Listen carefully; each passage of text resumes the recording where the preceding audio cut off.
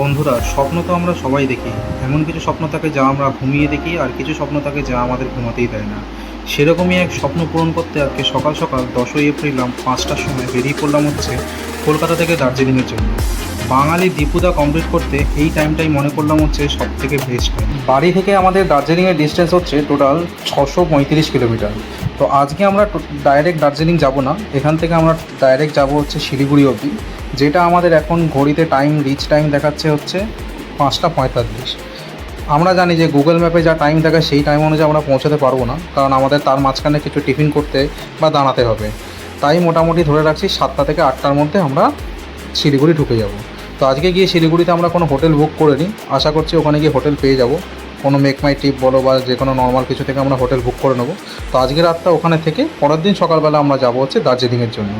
তো এই রাইডটার জন্য সত্যি আমি অনেক দিন ধরে অপেক্ষা করেছিলাম, আর ফাইনালি আজ এটা কমপ্লিট হচ্ছে ভেবে রাস্তায় বেরিয়ে নিজেকে সত্যি বিশ্বাস করতে পারছি না যে আমরা সত্যি দার্জিলিং যাচ্ছি নিজের বাইক নিয়ে। আচ্ছা, তোমাদের কলকাতা থেকে শিলিগুড়ি যাওয়ার রুটটা সম্পর্কে একটু বলে দিই। কলকাতা থেকে শিলিগুড়ি যেতে গেলে দুটো রুট আছে। একটা হচ্ছে ডানকুনি হয়ে তোমরা মগরাহাট হয়ে নবদ্বীপ হয়ে রাস্তাটা দিয়ে যেতে পারো, আরেকটা হচ্ছে গিয়ে বারাসাত, কৃষ্ণনগর, মুর্শিদাবাদ, রাজশাহী হয়ে রায়গঞ্জ হয়ে আমরা পৌঁছাবো হচ্ছে শিলিগুড়ি। তো আমরা যে রুটটা নিয়েছি সেটা হচ্ছে বারাসাত কৃষ্ণনগর যে রুটটা, সেই রুটটাই আমরা নিয়েছি। পুরো রাস্তাটাই কিন্তু আমরা NH-12 উপরে থাকবো। তো ভিডিওটা একটু স্কিপ না করে আমাদের ভিডিওটা দেখতে থাকো, যাতে মনে হয় যে তোমরাও আমাদের সাথে যাচ্ছ।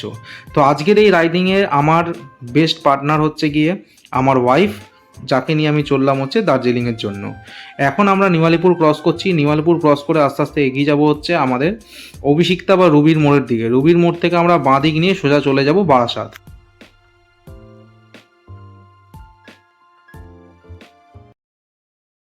তো ভোরের আলো মোটামুটি ভালোই ফুটে গেছে। আমরা এখন ক্রস করছি হচ্ছে প্রিন্স আনোয়ার শাহ, সেই চেনা পরিচিত রাস্তা দিয়ে আমরা এগিয়ে চলেছি আস্তে আস্তে আমাদের গন্তব্যের জন্য।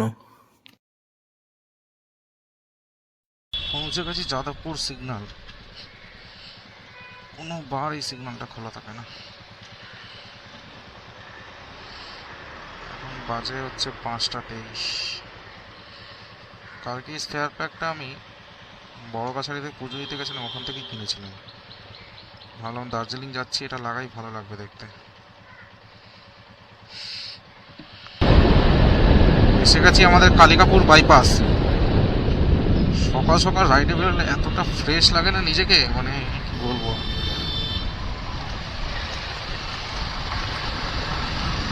বাবা, প্রচুর লোক বেরিয়ে পড়েছে সকাল সকাল। বাইপাস মোটামুটি ফাঁকাই আছে। শিলিগুড়ি পৌঁছাতে আমাদের টাইম দেখাচ্ছে 12 ঘন্টা 13 মিনিট। এখন আর চাটা খেতে কোথাও দাঁড়াবো না, মোটামুটি বাগুইহাটি ক্রস করে তারপরে না চাটা খাবো। আজ ওয়েদারটাও বেশ ভালোই আছে, কারণ এই লাস্ট দুদিন এত মেঘলা করে থাকার জন্য বেশ ভালোই গরম ছিল। বৃষ্টিও হচ্ছিল না, বাট ভালোই গরম ছিল। আশা করছি আমাদের দার্জিলিংয়ের ওয়েদারটা ভালোই পাবো, কারণ প্রচুর সোয়েটার নিয়েছি। যদি ওখানে পরতে পারি তবে ভালো হয়, কারণ আগের বার ভাইজ্যাগে প্রচুর জ্যাকেট নিয়ে গেছিলাম, ভেবেছিলাম ডিসেম্বরে ঠান্ডা হবে, বাট এখনও ঠান্ডা ছিল না। আমরা নর্মাল একটা গেঞ্জি পরেই ঘুরছিলাম। এবারে চেষ্টা করছি, মনে হচ্ছে ওখানে ঠান্ডা থাকবে।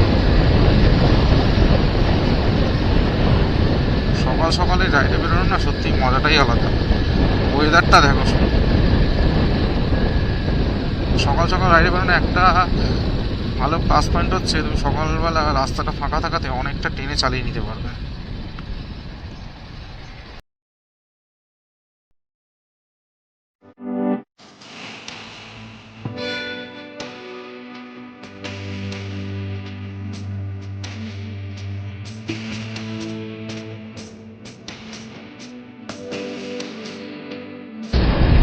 তো আগে ওই সিমলা বিরিয়ানির উল্টো দিকে ক্রসিংটা দেখলাম, একটা বেশ ভালো অ্যাক্সিডেন্ট হয়েছে, যেখানে লরিটা পুরো একদম লাইট ফাইকস ভেঙে একদম একটা দোকানে ঢুকে গেছে।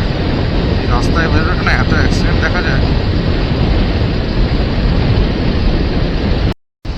এয়ারপোর্ট ঢুকছে, এয়ারপোর্ট এয়ারপোর্ট এয়ারপোর্ট ঢুকছে, এয়ারপোর্ট।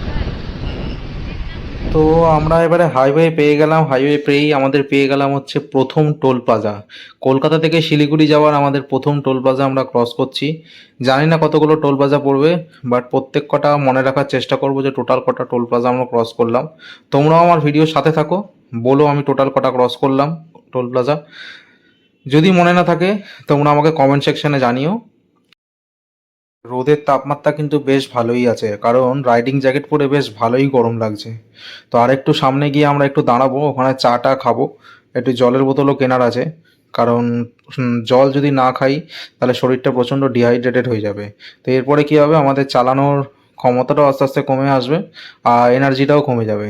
তো চলো ভিডিওর সাথে থাকো, ভিডিওটা দেখতে থাকো, রাস্তাটাকে একটু এনজয় করো।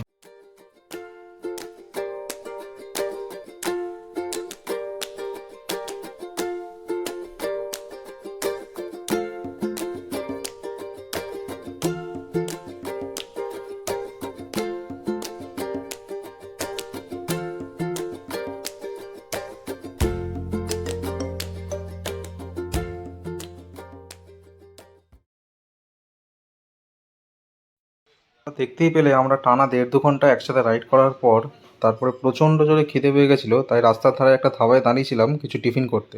টিফিন তো বলা যায় না, ধরো দুপুরের খাবারই খেতে দাঁড়িয়েছিলাম। তো এখানে আমরা অর্ডার করেছিলাম হচ্ছে চা, বিস্কুট, আর তার সাথে নিয়ে নিয়েছিলাম হচ্ছে রুটি, সবজি আর ডিম ভাজা। তো এখানে আমাদের টোটাল বিল হয়েছিল ওই 80 থেকে 90 টাকা মতো। তো অনেকক্ষণ রাইড করার পরে সত্যি ডিহাইড্রেটেডও লাগছিল, তাই একটু জল টল খেতে দাঁড়িয়েছিলাম। ভাবলাম একবারে টিফিনটাও খেয়ে নিই, এর মাঝখানে আর দাঁড়াবো না, একবারে সোজা এগিয়ে চলবো হচ্ছে শিলিগুড়ির জন্য। এখন বাজে ঘড়িতে তোমার 3:45, আর কিছুক্ষণের মধ্যেই আমরা হয়তো ফারাক্কা ঢুকে যাব, তারপর ক্রস করে। তো চলো আমরা লাঞ্চটা কমপ্লিট করি, তারপর আবার ফিরে আসছি মোটো ব্লগিং সেট আপে।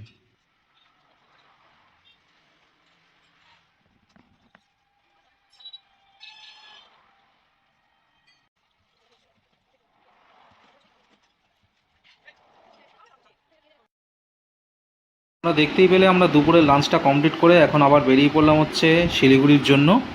এখানে আমাদের টোটাল বিল হয়েছিল হচ্ছে ওই 240 টাকা মতন। তো রাস্তার মাঝখানে আর কোথাও হয়তো খাবারের দোকান পাবো না, তাই লাঞ্চটা সেরেই ফেললাম, কারণ এরপরে আমরা ফারাক্কা ঢুকবো। ওখান থেকে আমরা সোজা বেরিয়ে যাব হচ্ছে সোজা ডালখোলা হয়ে শিলিগুড়ির দিকে। কলকাতা থেকে শিলিগুড়ি যাওয়ার যে রোডের কন্ডিশন তোমরা তো তার ভিডিওতে নিজেরাই দেখতে পাচ্ছ। এরকম টার্ম্যাক রোড, তার সাথে 4 লেন রাস্তা, আর কি চাই। কলকাতা থেকে শিলিগুড়ি যাওয়ার এখন প্রচণ্ড সুবিধা হয়ে গেছে, আর প্রচুর বাইপাস খুলে গেছে, যার জন্য তোমাদের আর ওই রেল লাইনের ক্রসিংয়ে আর দাঁড়াতে হবে না। তোমরা সোজা একদম অনায়াসেই পৌঁছে যেতে পারবে শিলিগুড়ি।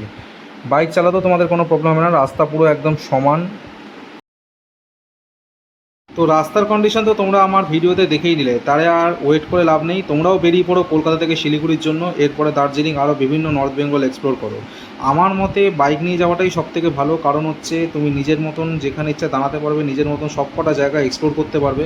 আমি খুব একটা বাসে ট্রামে ট্রাভেল করি না, আমি বেশিরভাগ যেখানেই যাই সেখানে আমার বাইক নিয়ে যাই। তোমরা জানো যে আমার বাইকের প্রতি ফ্যাসিনেশন কতটা। তা আমি বলবো তোমরা যদি নিজে যে ভেহিকেল নিয়ে যাও, তোমরা তার মধ্যে ডিফারেন্সটা বুঝতে পারবে, কারণ এখানে কোনো বাধা থাকে না যে এই টাইমে তোমাকে যেতে হবে, ওই টাইমে গিয়ে তোমাকে ট্রেন ধরতে হবে বা গাড়ি বুক করতে হবে। নিজের মতন বাইককে চাবি ঘুরিয়ে গাড়ি স্টার্ট দাও আর চলে চলো নিজের নতুন ডেস্টিনেশনের জন্য।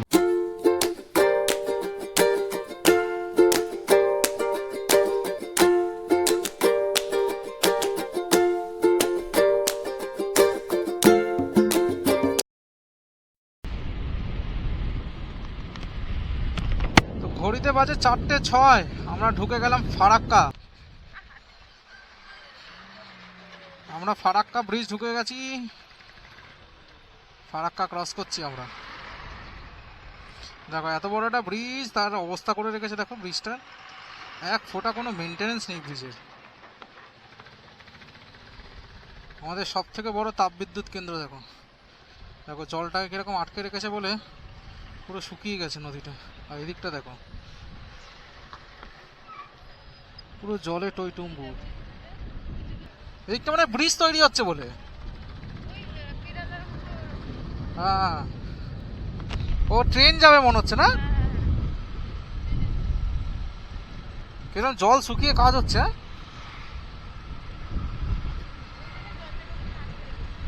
এখানে কত জল থই থই করছে একদম।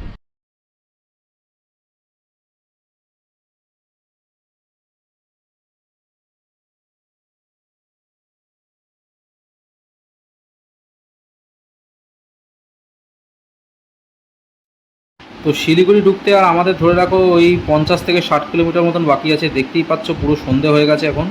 যে ব্রিজের ওপর দিয়ে যাচ্ছি, স্ট্রিট লাইটগুলো জ্বলেছে বলে রাস্তা পুরো ক্লিয়ার দেখা যাচ্ছে, বাট তাও আমাকে ফগ লাইট একটু পরেই হয়তো জ্বালাতে হবে। রাস্তার কন্ডিশন খুবই ভালো, বাট আমি বলবো তোমরা সন্ধেবেলা রাইড করো না, পারলে যত তাড়াতাড়ি সম্ভব কোনো কাছাকাছি হোটেল নিয়ে ঢুকে পড়ো। যেহেতু আমরা ভেবেছি যে শিলিগুড়িতে আজকে স্টে করব, তাই আমরা আর কোথাও দাঁড়াবো না, একদম ডাইরেক্ট শিলিগুড়ির জন্য বেরিয়ে যাব। তো আমাদের হোটেল বুক করা নেই, গিয়ে ওখানে মেক মাই ট্রিপ বা অ্যাগোডা কোথাও থেকে আমরা একটা নিজস্ব ভালো থেকে হোটেল বুক করে নেবো, যেখানে পার্কিং পেয়ে যাব। তো চলো এগোতে থাকি। এই ব্রিজটা যেটা দেখছো, এর নিচ থেকে নেমেই বাঁদিকে যে রাস্তা যাচ্ছে সেটা চলে যাচ্ছে হচ্ছে বাগডোগরা এয়ারপোর্টের দিকে। তো আমরা সোজা ফ্লাইওভার দিয়ে বেরিয়ে যাব শিলিগুড়ির জন্য। শিলিগুড়ি আমরা প্রায় কাছাকাছি এসে গেছি বলে আমি রিম্পিকে বললাম যে তুই হোটেলটা বুক করে নে। তো হোটেল একটা দেবজ্যোতি বলে হোটেলটা বুক করলো, দেখলাম হোটেলের রেটিংটা বেশ ভালোই আছে। তা চলো বাকি কথা হোটেলে ঢুকে হচ্ছে। স্টে করেছিলাম, হোটেলটার নাম ছিল হচ্ছে দেবজ্যোতি, আমাদের রুম নম্বর ছিল 201। তো হোটেলের দরজা খুলে ঢোকার পরেই যেটা সামনে একটা ভালো সোফা আছে বেশ বসার জন্য, একটা আয়না দিয়েছে ভালো, প্লাস তোমার এরকম একটা ডবল বেড আছে, যার পাশে তুমি মোবাইল চার্জ দেওয়া বা বোতল রাখার জন্য একটা ভালো সেলফ মতন দিয়েছে। টিভি তো আছেই, প্লাস আমি এখানে হেলমেটগুলো রেখেছি। একটা ওয়ার্ড্রপ দিয়েছে বেশ ভালোই জায়গা আছে ওয়ার্ড্রপটায়, যেখানে আমাদের জ্যাকেটগুলো আমরা সব রেখেছিলাম।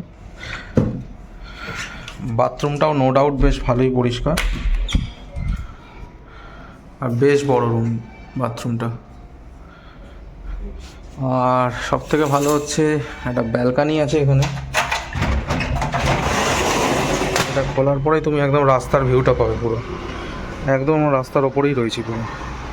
এই হচ্ছে মেন রোড, আমরা পুরো রাস্তার ওপরেই আছি একদম। তো আজকের ভিডিওটা আমি এখানেই শেষ করছি। তো আবার দেখা হবে তোমাদের নেক্সট দিন মোটো ব্লগিং সেট আপে।